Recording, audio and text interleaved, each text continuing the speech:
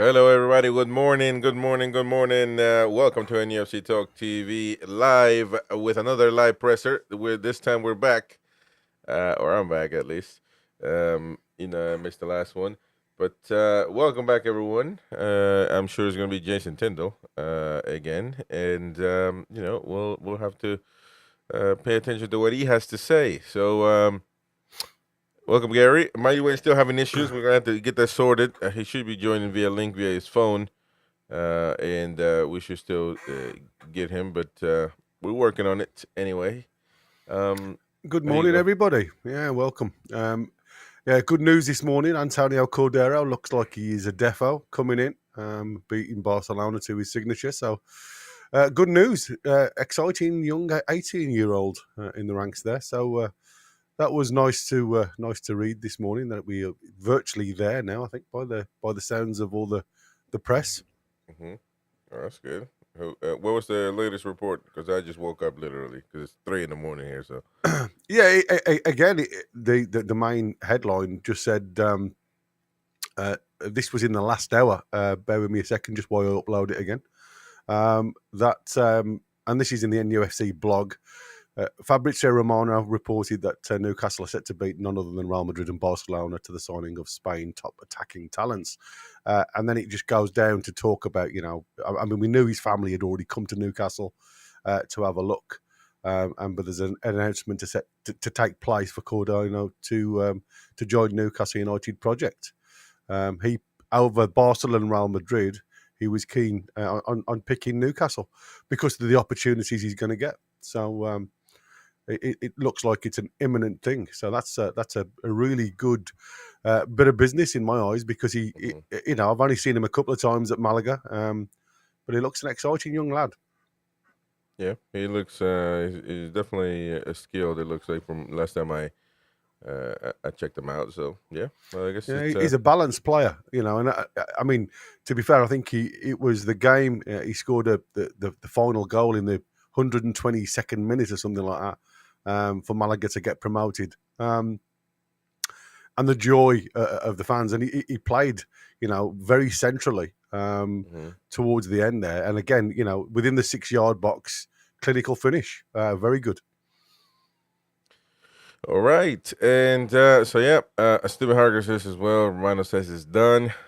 So yeah, we gotta, I guess, just wait any time for the club to confirm. I'm sure he's gonna pass his medical first. Yeah. And go from there. So hit the like button, folks. Please help us out, grow the channel. Hit the like button. Don't forget to subscribe. It's free, or you can also become a member of the channel and help us grow the channel with exclusive content just for you every week. So there you go. Shout out to Alan McKenzie, Stephen Harker, Mighty Mag, Steve, Two Coin a Phrase, and everybody, John Boy, everybody that's in the chat, welcome. And yeah, there's one. Jan says he also has the posture strong and solid. I don't know what that means.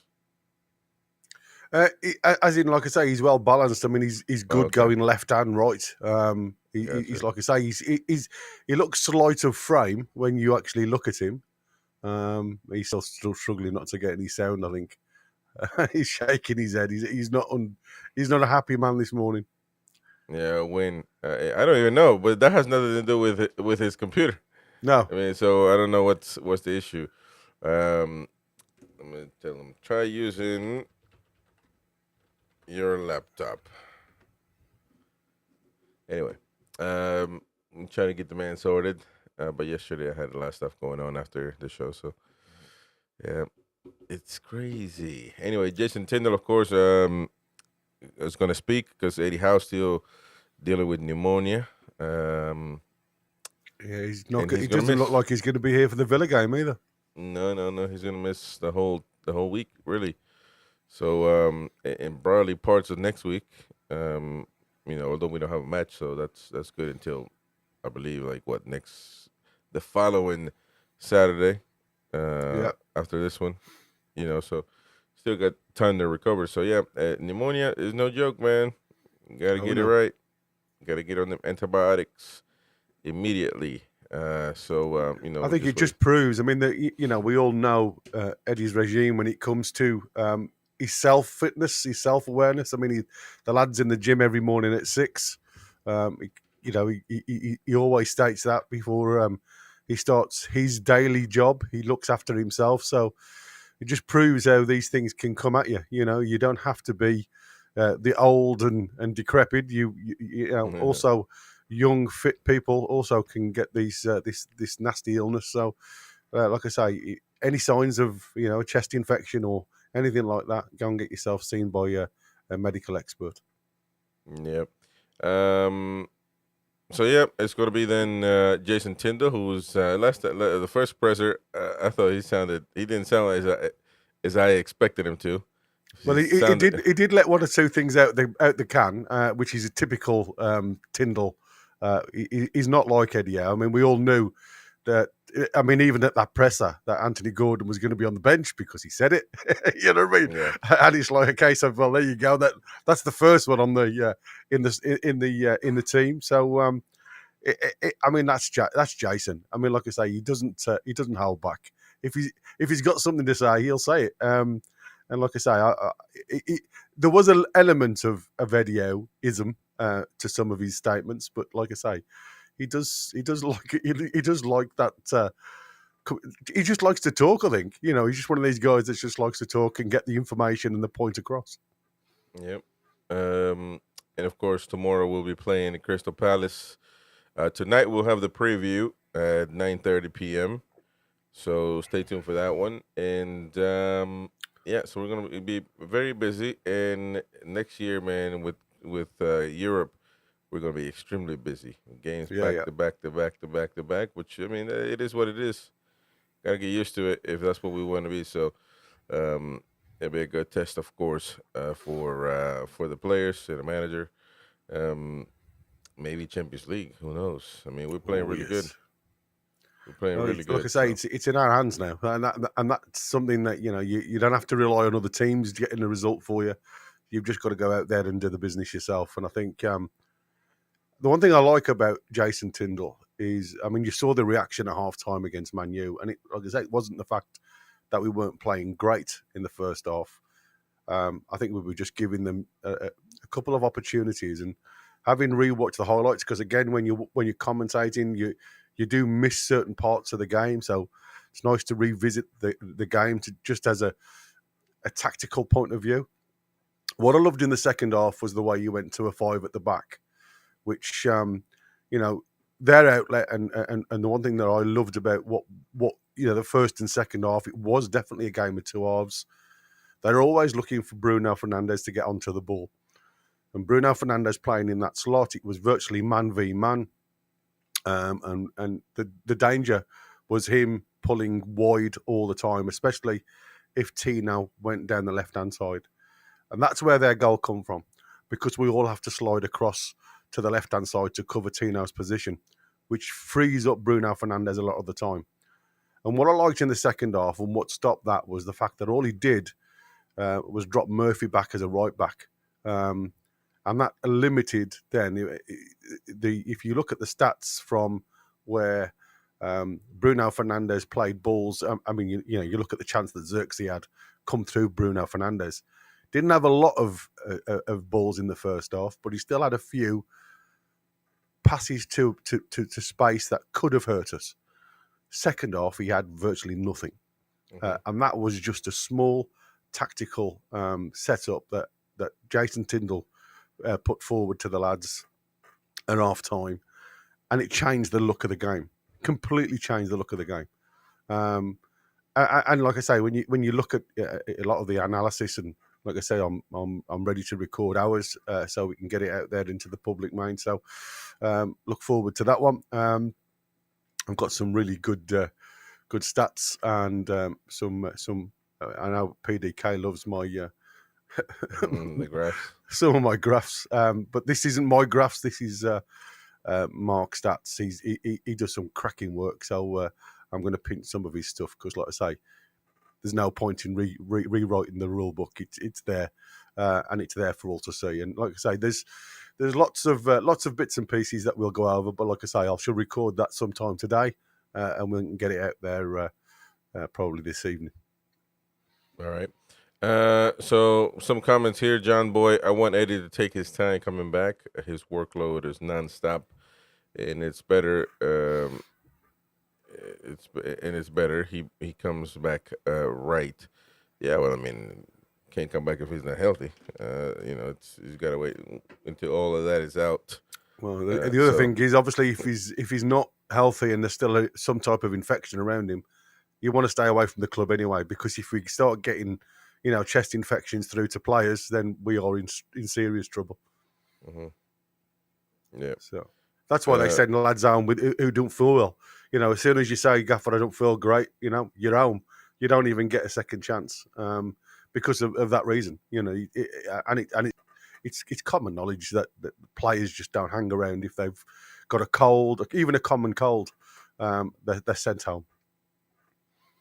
Let me see. Where's Win at, man? I mean, obviously, he's still having technical issues. Let's do it. I tell him, use your laptop. He just disappears, man.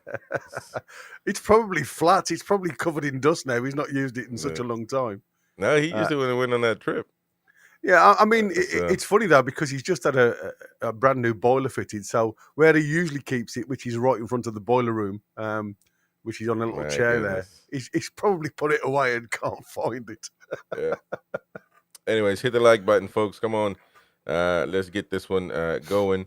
It's free and it helps the channel.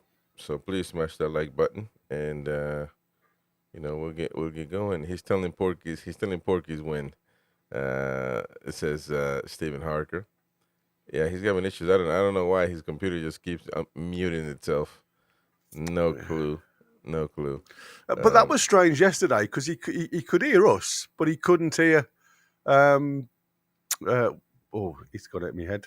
He couldn't hear us. He couldn't hear.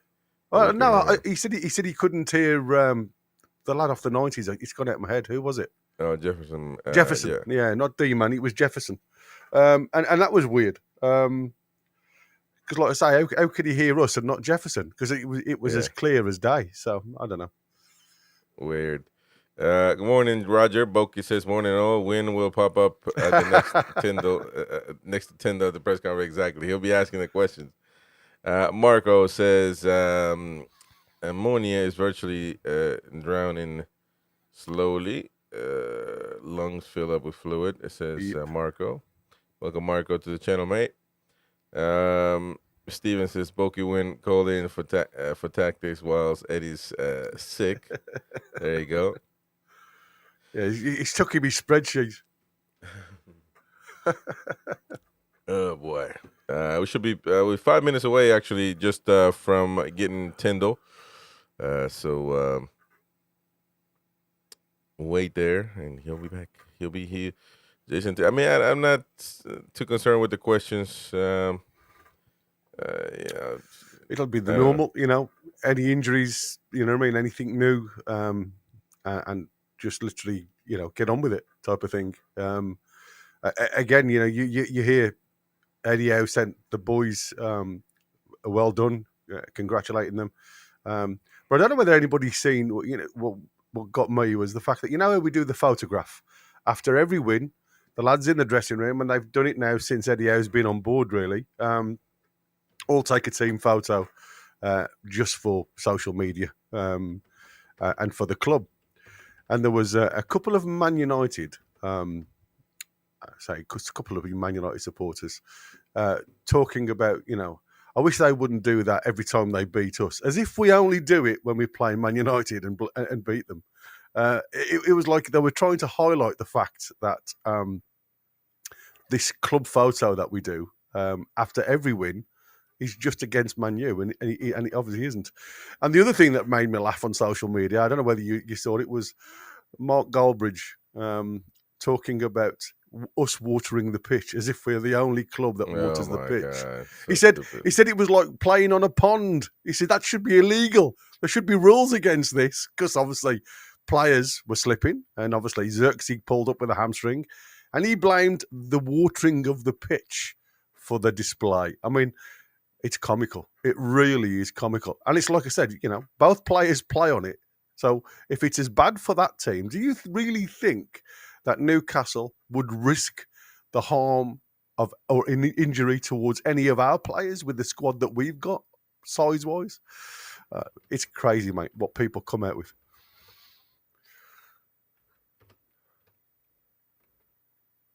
Have you refreshed, Chris?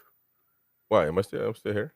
Oh, no, the thing, because like I say, it sometimes just stalls, doesn't it? Caught me out the last time.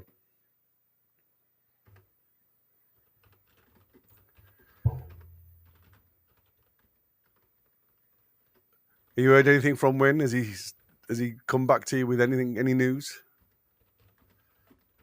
Let's put that up on the screen. Yeah, please hit the likes for us, lads, if you haven't. And hey, listen, guys, we're really close to 5,000 subscribers, so let us hit that landmark if you would. It'd be really good. Yeah. If you haven't already, subscribe. I'll be MIA from the 9:30 PT session, but I'll catch up. There we go. Yep. It's all good. Jordy Dance is Old Trafford. It's literally a bloody swimming pool. Yeah, Ali had to wear a life jacket.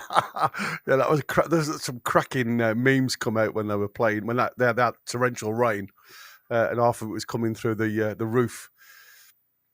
And that was superb. It just makes you laugh. The excuses that these guys come up with, it's phenomenal. It really is. I mean, considering where he is now on the social media market, to come up with stuff like that, get on with it, lad. Talk sense.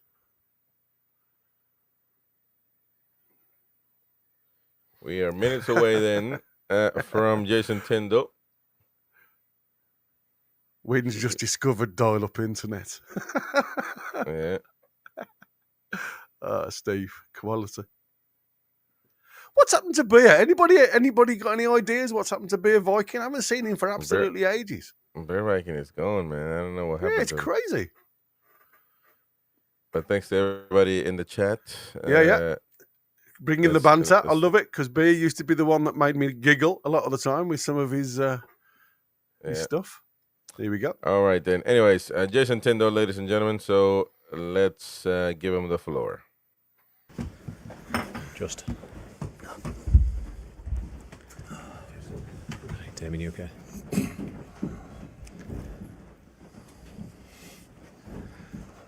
Jason? Okay, morning everyone. Welcome to our press conference ahead of tomorrow night's game with Crystal Palace. Usual order, and please keep your phones away from your microphones. Please use them for your questions. Start with Reza. Thank you. Hi Jason, good morning. Last night the club announced that Eddie Howe had been diagnosed with pneumonia and was still recovering away from the club. I'm sure you'll want to wish him all the best, but can you firstly tell us how he's doing? That's the only update really. We've had minimal sort of dialogue together since that announcement. So, as we know, he's in the best possible hands, and he'll be back as soon as he feels he's ready to come back and 100% to lead the team. Obviously his health has to come first. How much does this put into perspective everything, football and health, and what's important? Of course, as we know, your health is the most important thing, and that's why it's so important that, when Eddie does decide to come back, he comes back and he's able to lead the team as we know he does, day in, day out, and, he's fully recovered, and I'm sure he will do. And as I said, he's in the best possible hands right now.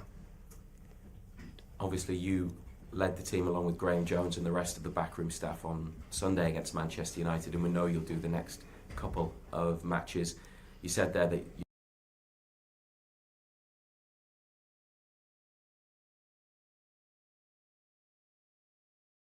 as we know, I think for the manager not to be here is obviously poorly in hospital, and the same as last week. We had sort of almost minimal contact in terms of within the preparations, but we know the expectations and demands that we put on each other and ourselves each and every day, and it's going to have to remain that way until the manager's back. But we know what we need to do. We know how we prepare, and we need to prepare right to make sure that we can go and deliver performances, as I said, the weekend that the manager will be proud of.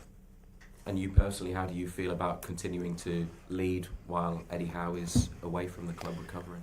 Obviously, it's part of my job, and I'll do the best I possibly can in his absence.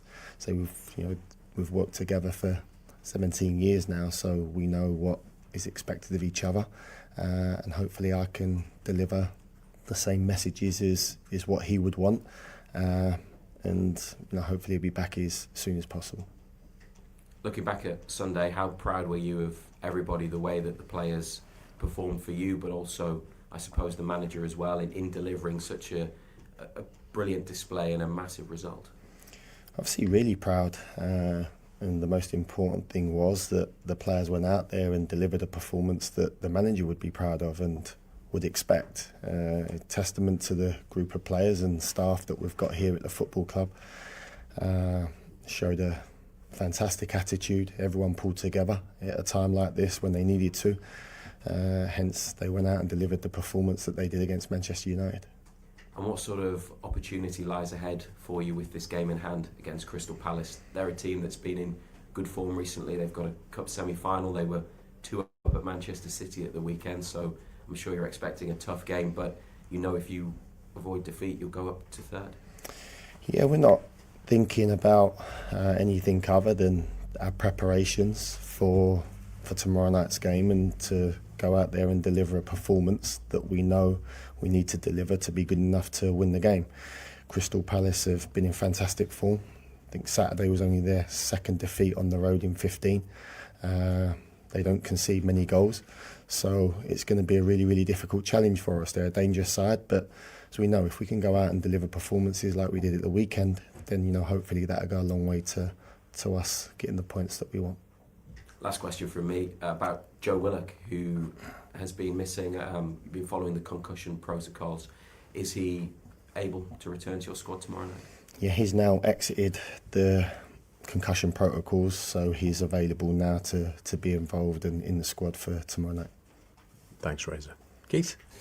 Jason, you said on Sunday after the match that Eddie had messaged you congratulations for how well you guys did. Have you been able to have any more conversations about the performance or looking ahead to this game since then, or is it been as basic a communication as that? It's just been a few text messages yesterday, minimal contact really. As we said, I think the most important thing for the manager now is to rest and to recover, and probably not to sort of worry too much about anything other than making sure he's recovered and he gets himself better as quickly as possible. So I imagine the next couple of days, if he's feeling better, maybe we'll have a little bit more dialogue, but as it stands, as we are now, there's been minimal contact. And you guys are like that with the players, aren't you?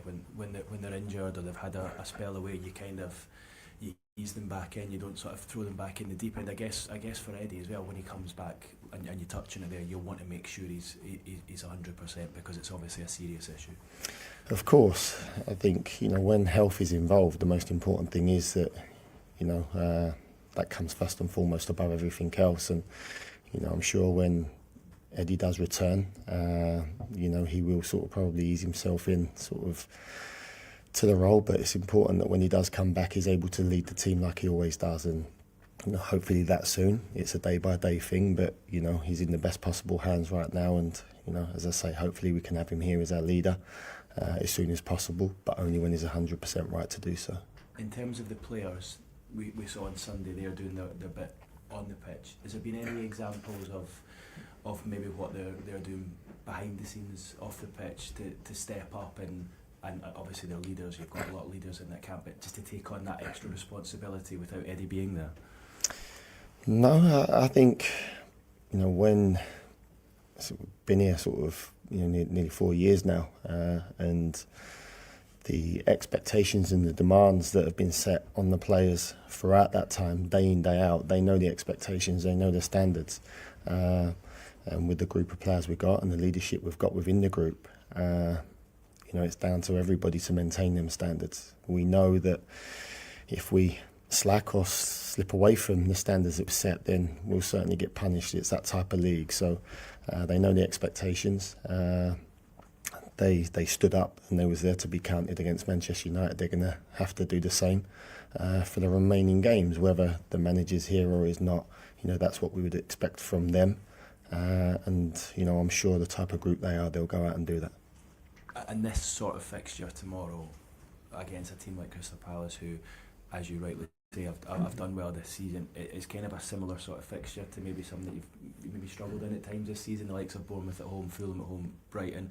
In many ways, Manchester United at home on Sunday kind of takes care of itself, doesn't it? You need to be aware that this is a team that can cause you problems.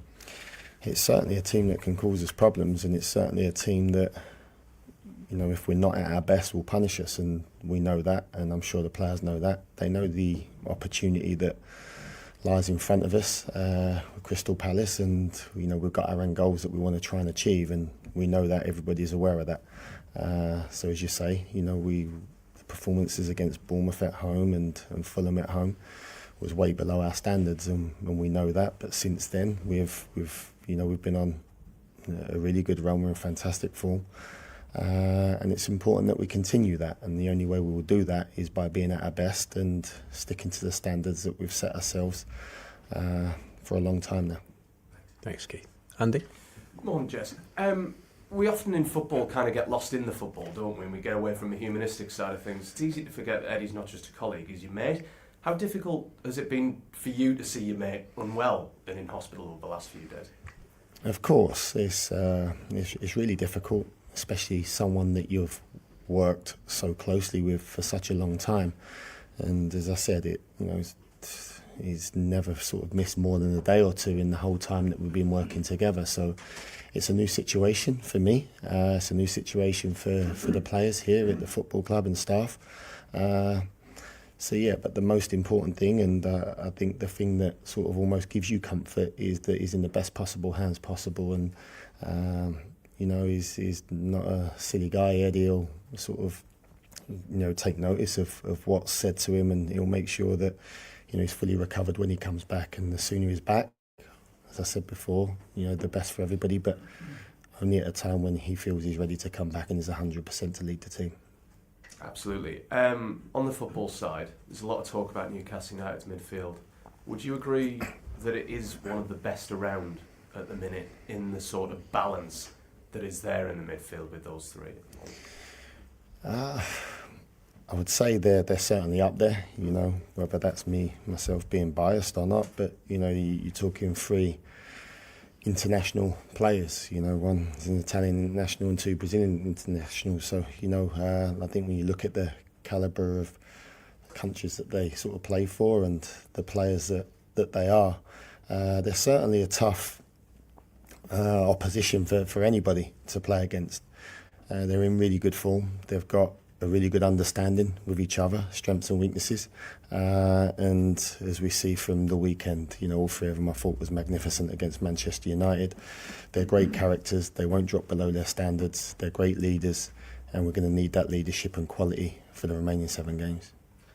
On another note entirely, a lot's been made about Dan Burn and his form recently in the amazing couple of months he's had. I don't know if you'd seen, but there was a clip doing the rounds, you probably have, of him helping a guy move his car off a roundabout the way. Does that sum up what sort of person he is, after we've talked so much about what sort of player he is recently as well? It does, and I think no one in this building would be surprised with that.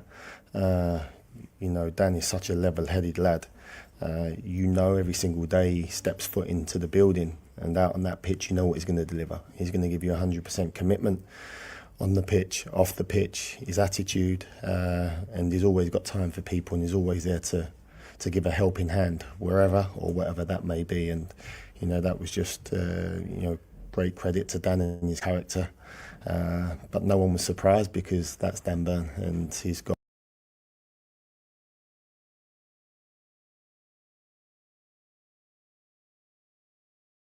And just finally, tomorrow night, obviously it was an excellent day on Sunday. How are Newcastle looking? Team news, obviously Anthony coming back onto the bench at the weekend. How's he looking? How's everyone else looking?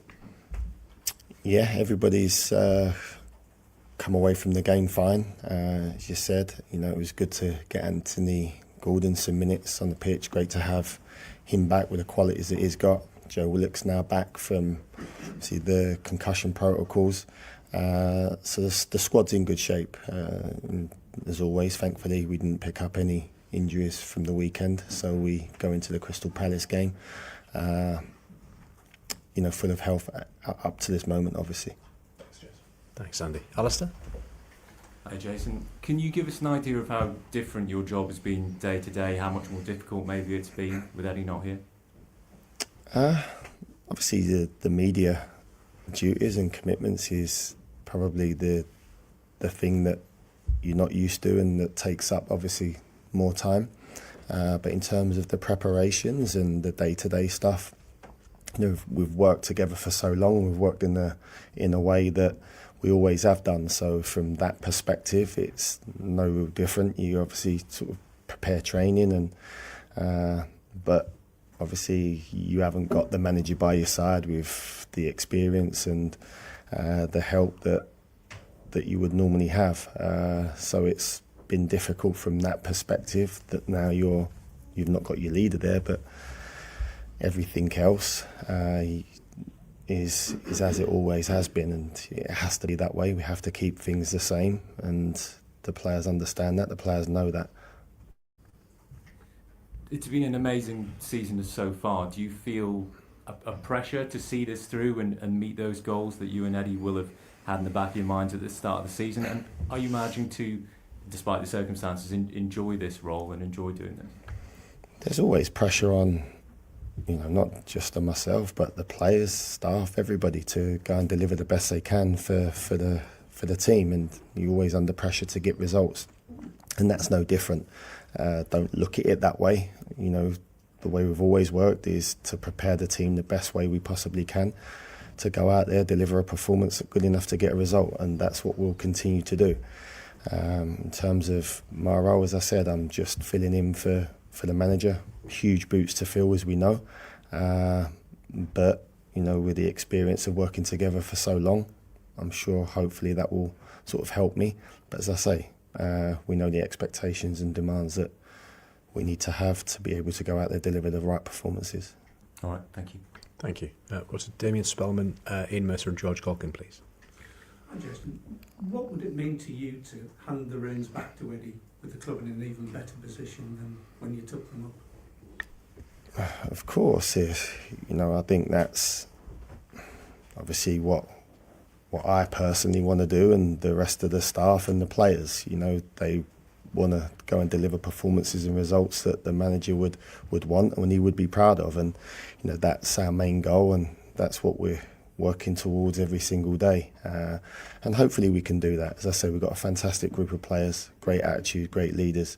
Everybody stepped up against Man United, and everybody's going to need to step up and be at their best for the remainder of the season. You asked about the midfield earlier. When you signed Sandro Tonali, you obviously knew you were getting a very good technical player. Did you realise the athlete you were getting? Obviously, when a lot goes into signing players, we certainly did. From a football perspective, we did a lot of research on Sandro. We loved him as a football player, technically, tactically, his age and athleticism. Obviously, we had all the stats to back that up. But it's only probably when you work with him so closely, like we have done, you realise what an exceptional talent he is. And I think he's certainly showing everybody the quality player that he is, and he's delivering fantastic performances right now. And again, he's a great lad as well, with a fantastic attitude, and he's a top player. Thank you. Ian? Good morning, Jason. Eddie's got a reputation in football as a workaholic, invariably getting to work at dawn, leaving after dusk. You know very, very well. Could you ever see the day when you managed in a different way, maybe a less demanding schedule, or stepping back, or is he someone who always has to throw it all in 100%? I think only he would be able to answer that question, but knowing how we've worked for so many years now, that's that's the way Eddie has always been. That's the manager he is, and that's what's brought the success that's been there and that everybody has seen. So I think he'll continue to be that way for as long as he's in management, in my opinion. I think, he won't want to work any other way. I think what times like this does, it sort of does give you a little bit of a reality check sometimes to sort of maybe take stock and realise that, your health is just as important, or if not more important than anything else. I imagine probably for the first maybe few weeks on returning back to work, he'll sort of bear that in mind and probably will be a little bit more sensible. But, sure, once he's 100% recovered from his illness, then, he'll be the manager that he's always been. Just look at yourself, Jason. When Eddie left Bournemouth, you took over as permanent manager there 8 months. Was that something you always wanted, or did your spell as the front man convince you that your qualities were better served as a coach, and would you ever want to be a number one again? No, it's never been my intention. It's not what I wanted, even at that time. It wasn't, and I think I made that clear. It was just at a time, the circumstances. There's, sort of the manager needed a break and wasn't sure whether he, what his next chapter would be, whether he'd come back into management or whether that would be it at that time. So the opportunity come sort of my way, and at that time it was an opportunity that I felt probably I couldn't sort of turn down, but it's certainly not something that I've got in mind that I want to do. I'm happy in my role. We've worked together for so long now and worked well and closely, and that's something that I want to continue to do. Thanks, Ian. We've got to George, Dom Shaw and Lee Ryder, please. Morning, Jason. The team created kind of history again against Manchester United, which feels like a weekly occurrence at the minute. Was there any doubt at all in your mind that they would respond in the way that they did post-Wembley to that sort of emotional outpouring? And how have you gone about to ensure they did respond in this way? Obviously, it was important that we enjoyed the cup final result, because I think it's so difficult to achieve success and to win trophies, and we was able to do that due to the fixtures. Where we had a little bit of a break, but then we also knew that we had some huge games coming up that we needed to make sure that we was right for to try and achieve our end goal. And that was echoed by the manager and the players led by example. And we've delivered some really good performances, and I think obviously since the Brentford game on our return from the break, each performance has got better. And I think you see that with the performance against Manchester United. And I've got to say, with the way the lads have handled the situation and the way they trained last week, testament to them. They was excellent, and we was really confident going into the Manchester United game off the back of last week's preparations. And now we need to make sure we do the same for Palace. Thank you. And there were reports this morning that the club have agreed a deal for Antonio Cordero, a young Spanish player. Is that something you know about or can offer any guidance on? I know the club's scouring Europe to try and find some of the best talent that's out there. And I'm sure as soon as we have any more updates or news on that, then you guys will be the first to hear about it, I'm sure. Thanks, George. Dom? Hi, Jason. How important and supportive has Graham been over the last week? Yeah, Graham's got great experience, as we know, and not just Graham. You got Stephen Purchase, Simon Weatherstone, all the sports science guys, the analysts. So it's everybody, and it's always been that way. We've got fantastic staff at the football club, and everybody's contributed. Everybody knows their roles and what's expected of them to help the players go out there and deliver the best performance. So we're very fortunate that we've got good people around us, and everyone's played their part. And is this the best version of Harvey Barnes you've seen since he joined the club? Certainly not surprised, because when we signed Harvey Barnes, we knew we were signing a top player. And I think his history and his record at Leicester suggested that. He's had to be really patient, obviously, with the form that Anthony Gordon was in.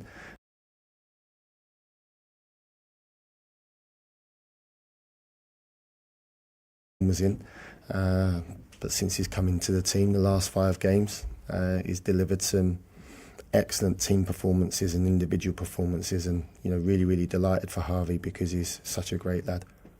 Thanks, Tom. Lee Ryder?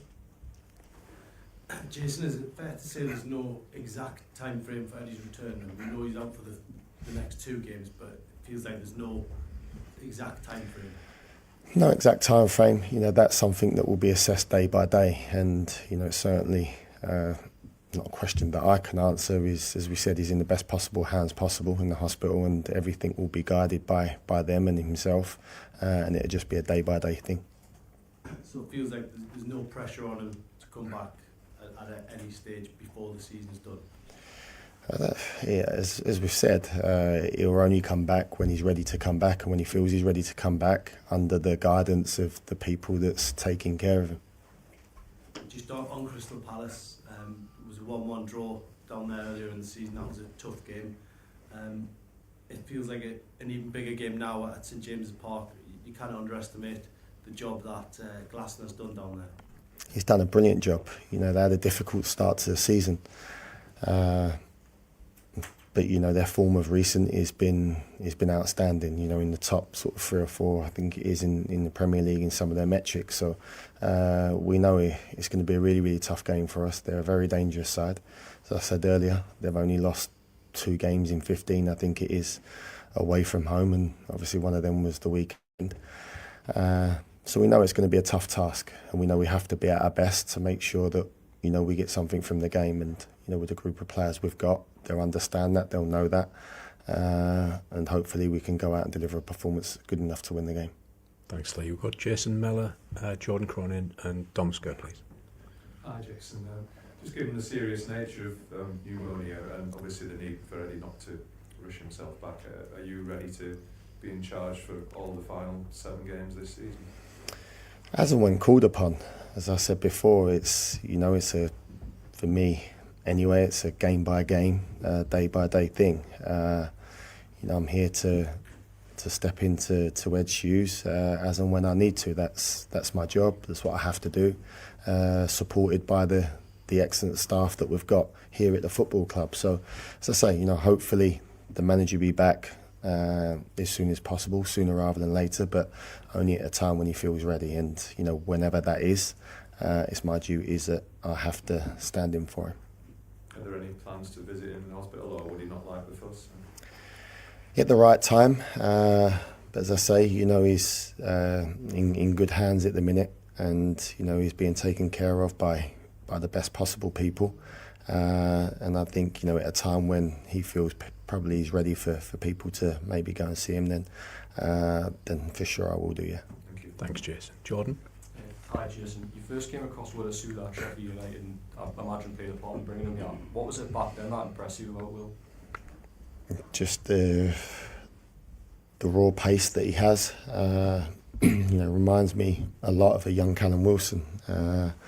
He plays, runs in behind extremely well. He's a goal scorer, great size, great athlete, and he's got a fantastic attitude. And obviously, when you're as young as Will, then you've got huge potential. And Will Asula is developing really well here. And like a lot of players that we sign at the football club, certainly young players, the likes of Lewis Hall and the Tino Livramentos, etc. They have to be patient. And Will's getting a lot of work into him on the training ground, and I'm sure, and we're all confident that when Will's moment and his opportunities come, then he'll take them. So mention that, how much has he developed since coming to Newcastle? Yeah, he's developed really well, showing really good signs of becoming a top player. And as I say, when you're competing for a place, alongside Alex Isak, it's not easy. One of the best strikers in Europe right now. So he has to be patient, as I said, like everybody else. And when his opportunity comes, I'm sure he'll take it. Thanks, Jordan. We'll go to Dominic and finish with Kieran Kelly, please. Morning, Jason. Just to follow that up, you mentioned the competition with Asula has with Alexander Isak, Callum Wilson, potential further signings in the summer. What's the long-term plan for Will Asula? Could he go out on loan? Could he benefit from a loan spell moving forward? That's something we have to sort of assess. I'd say week by week, month by month. We've got no plans to sort of send Will out on loan. He's an important part of the squad. right now, and then we know in football, things can change very, very quickly. We've seen it time and time again throughout a managerial career, not just here. As I said, with the likes of Lewis Hall and Tino and young players especially, they probably do get a little bit impatient and frustrated at times, but it's important that they stay grounded, they keep working hard every single day, and the work they put in on the training ground will go a long way to them. When they get the opportunity, they take it, and Will's the same. And just on the injury front, how's Sven Botman doing in his recovery? I've been really pleased with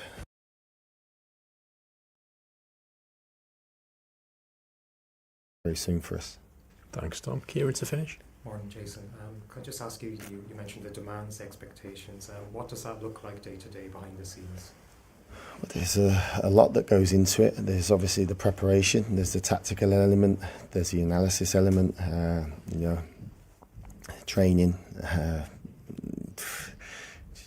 so much stuff that obviously goes into preparing the team to go and deliver a performance, and each game's different, each opposition's different, they've got different strengths and weaknesses, and it's our job to make sure we try and sort of nullify their strengths and exploit their weaknesses, and but there's many ways to do that, so and that's what we're doing. But as I said, we've got really good staff around us that all contribute to helping do that. And finally, do you feel like hunters at the moment rather than hunted? Where you are on the table, the teams above you, that you're looking up rather than looking behind you? Yeah, we've always looked up because that's where we've always wanted to be, and that's where we want to get to. But we know we have to be consistent and deliver performances week in, week out. We've shown that consistency recently, which has put us in the position we're in. But we can't take that for granted. We can't step off the gas, so to speak. We know we've got 7 cup finals ourselves, and we need to make sure that we go out there in every single game and perform the way we did against Manchester United, with that effort, commitment, aggressiveness, to go out there and help us get the results that we want to try and finish as high up the league as possible. Okay, thank you, everybody. See you tomorrow night. Thank you. Cheers, guys. Thank you. All right, that was Jason Tindall, second press conference, and Mighty Win is back after trying to fight with me behind the scenes. Over there? Yay! We can hear you, man. But anyways, folks, hit the like button. Don't forget to subscribe. Become a member if you can for exclusive content. We bring you Newcastle United content every single day, multiple times a day sometimes. And of course, we're up early, or especially for me, 4 in the morning right now for the presser. So, yeah, come on. Hit the like button. And interesting comments by Jason. I mean, a lot of the questions about going to visit Eddie, I mean, it's just pointless, really. Let the man rest, man. He doesn't want to see anybody. So, yeah. Sometimes I think they just run out of questions to ask. I don't know. I just think it's a repetitive industry, if I'm honest with you. And that's it. You're virtually repeating the same questions you asked last week. It's all about injuries. It's all about, I mean, obviously there's always going to be the added extra. That's why we do shows, because there's always news that's going to challenge you to report it. And that's like us. I mean, you've said many a time, if we were to not report anything, then there wouldn't be a show to do. And I think it must be the same for the journos. It must be very difficult at times to try and make it different without being, condescending or trying to be an ITK. So it's a case of, just making sure that everything's running smooth behind the scenes, and if there's anything that needs to come forward. And I think to be fair, Jason Tindall's morphing more into Eddie Howe for every presser he's doing. He didn't give much away today. About the signing of the young Spaniard. So no, that's right. Well, a few things he mentioned about Gordon. He specifically, it was good to give him some minutes, but that's going to be one of the biggest questions to answer in the next coming weeks, whether he will play over Barnes or not. That's going to be a big one. I think he will anyway. I don't think. I just think Eddie he's too loyal, and he'll play Gordon over Barnes. That old chestnut, That old chestnut. He's too loyal. He is. That's never changed. That's never changed. So but listen, he could have some arguments. Standing us in good stead right now, isn't it? He could have some arguments. I mean, he was he's one of at the time was one of the best wingers in the league. So maybe he does have a point. But Harvey Barnes was doing good. So it's a good problem to have. Harvey Barnes is doing good, and I wouldn't drop Harvey Barnes. Yeah, but we're not talking about you. We're talking about Eddie, who is known for doing stuff like that. So, but listen, it is what it is. It is what it is. He spoke about Tonali as well, and how the research came about to get Tonali. To be honest, didn't have to look a lot of stats. Tonali was the best midfielder in Serie A, so you don't need to look too much into it. Well, it's strange that nobody else was after him, then, isn't it? If he was the best midfielder in Europe. Well, they were, though. Barcelona was after him the season before. So we beat Barcelona to Tonali's signature. Yeah. I'd never heard that. Yeah, well, now you're hearing it, so maybe the new PC will wake you up. But that's an Ashworth move, though. That was a good Ashworth. It was an Ashworth. Yeah, I'm going to say it was an Ashworth move, and at the time, I'm sure Barcelona couldn't get the money together anyway, because obviously they're going through financial scrutiny. But they were very interested in taking him on board. Yeah, Cordero as well. He avoided that question, as you said earlier. I mean, he's not going to confirm or deny. I mean, it's just. I know the club's scouring Europe to try and find some of the best talent that's out there. Yeah. And I'm sure as soon as we have any more updates, you will be the first to know. Yeah. I mean, Cordero, though he's young, I think he's a decent signing for the first team to strengthen the squad. I don't think that's a project like Osula per se, because he's actually been playing in the first division. Well, he's been playing for 2 years now. So it's a decent squad signing, and then we'll see if he can perform. But of course, it's still not fulfilled. It was funny the way he said he reminded him of a young Callum Wilson. Oh, man. Who said that? Jason Tindall, for the reasons why they signed Osula. It reminded him of a young Callum Wilson. Yeah, well, I don't know about all that, but yeah, I can't even remember Callum Wilson being young. So, well, he had him at Bournemouth, of course, when he was very young. But he was very young, yeah. Yeah, very young. Yeah. I don't think he was very young at Bournemouth. He was just at Bournemouth, man. He was what? He was just at Bournemouth not too long ago. What are you talking about? Very young at Bournemouth. Yeah, but I had him at Bournemouth for how long was he at Bournemouth? DXS Barca offered Tonali 800,000 per week, a luxury suite with the ground and whatever shirt number he wanted. Oh, it went away. He desired, and we offered him 125 per week and a night out with a mighty win. He chose us. There you go. Oh, well done, dear. Shout out to Chris Potts. Welcome, mate. Not a bad judge, yeah?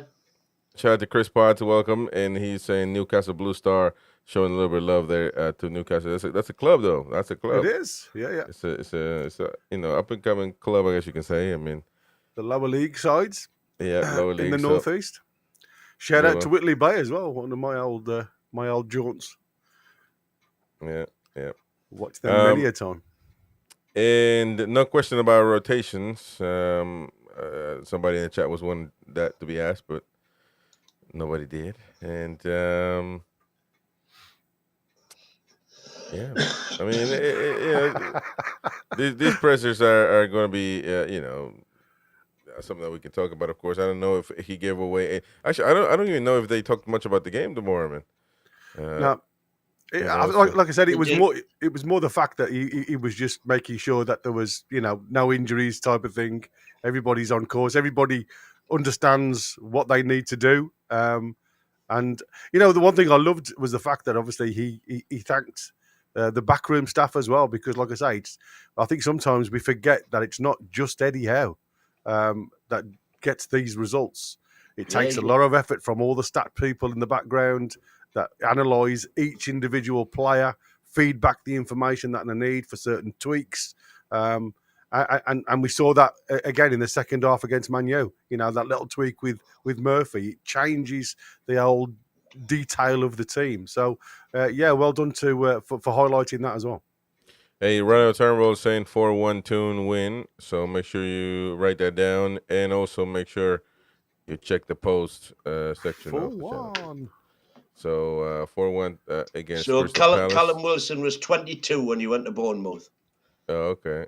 Left when he was 28, so he's the same age as Asula, exactly, more or less.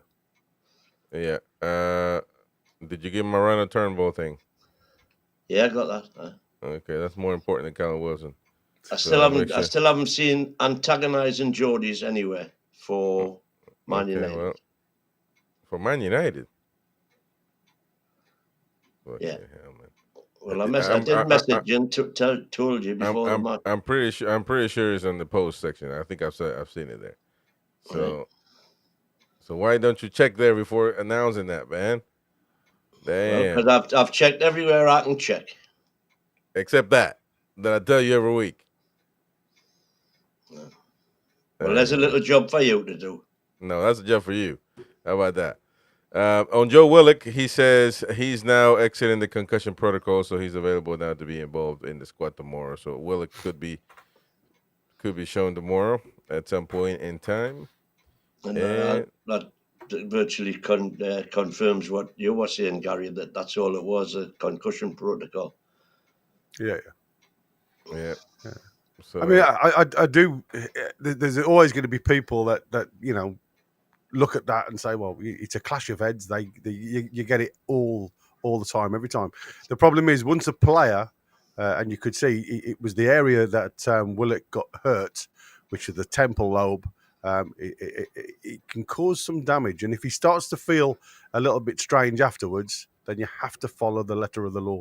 Well, I tell you what, if you remember, when I saw that, I said, "There's neither of them getting up." Yeah, it was. Because I'd run downstairs to have a look because I thought we should have a penalty. Because at that exact same time, the ball came back out from that clash of heads, and Bruno had the ball and got fouled inside the area, and I said that should have been a penalty, but the ref had blown. Immediately the clash of heads happened, so we didn't get the penalty. And then when I ran down to have a look to see why we hadn't got the penalty, and I saw that clash of heads, I went, "Wow, there's none of them getting up from that." Yep. So anything else from the presser then that we can discuss? Thanks to everybody, all the 300 people watching right now. Appreciate that for sticking around. Subscribe to the channel. We got good banter, good discussions. Sometimes we shout at each other. Sometimes we don't. Sometimes we just laugh. We have a good time. Check out the Monday show that we did yesterday. We had a good time. And tonight we have the match preview at 9:30 p.m. So join us for the Crystal Palace preview. And there was only the only thing that come out as well was Botman, wasn't it? Saying Botman's on track. He's doing really well. So. He's going to be back out training with the lads very soon. So it looks like I say, could be good news for us as well. All right, Trolls. I'm just going through all the transcript, and it's 99% Eddie. Huge thank you to everybody. Blah blah blah blah. Right. We just soldier on. Same old. Yeah, Trolls is going to for the thing. He gifted a membership as well. Thank you, Trolls. He gifted an NTTV Plus member to Dino.